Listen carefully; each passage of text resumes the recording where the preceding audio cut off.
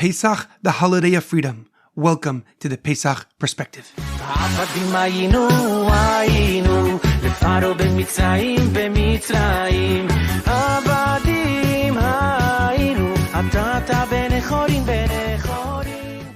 The Pesach Perspective is in honor of the immediate and speedy recovery of Daniel, Aaron, Moshe ben Ruth. May he and all those who need experience a Refuah Shlema quickly and swiftly.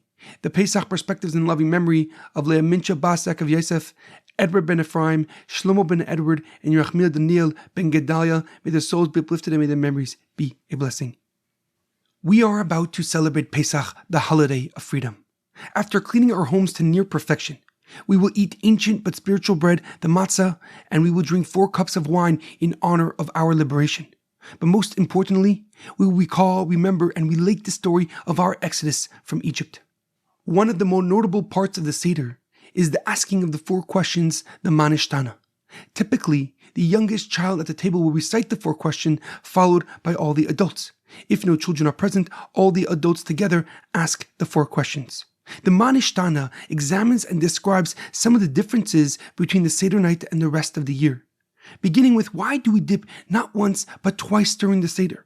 Why do we eat only matzah during Pesach? Why do we specifically eat the maror, the bitter herbs? And lastly, why we must recline and lean during the Seder night. Following the Manishtana, we read Avadim Hayinu Lafar b'Mitzrayim. We were slaves to Pharaoh in Egypt. We recount in detail the amount of pain and suffering that our ancestors endured. And we also encounter and relate the mistakes that was made during their journeys.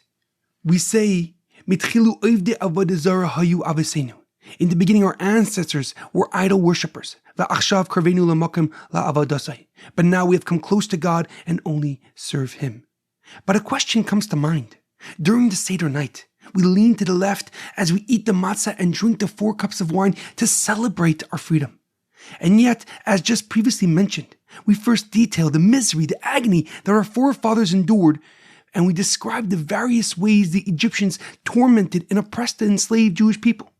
Why do we even mention the pain and suffering while celebrating our freedom? Why do we spend even a moment focusing on the slavery rather than celebrating our exodus and our miracle of leaving Egypt? Rabbi Sachs, of blessed memory, furthers this question in his Pesach Haggadah.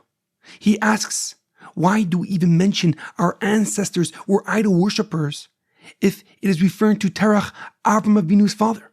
And it's not referring to the Jewish people, so why even bring up the idol worship? There are 2 great sages that have an argument on the basis that you must begin with the bad and end with the good. Rabbi Sachs quotes this argument as he answers this question. He explains that Pesach is not just a holiday of freedom, but a holiday of hope. The statement that Terach worshiped false gods is our past, and our ancestors' pain and suffering is our story. Because now we can experience the good and serve Melech Machal Mlachim, the Master of the universe, the King of all kings, God and our Father in heaven. Rabbi Sachs explains that our birth and our origins are already written, but we write the final paragraph in the story.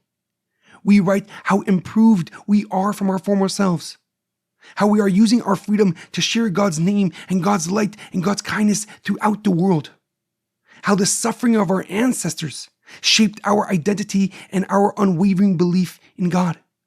The main rule of the Pesach story is that each person must feel as if they themselves are leaving Egypt. The Seder and expounding on our exodus from Egypt turns our history into memory, making our past become the present. Because the struggle of our freedom never ends, every generation has the ability to add its mark onto a tale as old as time itself, empowering us to truly experience the statement in the Haggadah. Had the Exodus not happened, we would have still been slaves to Pharaoh in Egypt today. Rabbi Sachs explains that the Seder night is meant to strengthen our belief and give us hope. By describing our beginnings, it empowers us because of how far we have come. But most importantly, it gives us hope for the future, to add our mark to our storied history and bring about the ultimate redemption. May we merit to experience the ultimate redemption and celebrate this Pesach in Jerusalem with the 3rd Beis HaMikdash. Have a joyous and meaningful Pesach.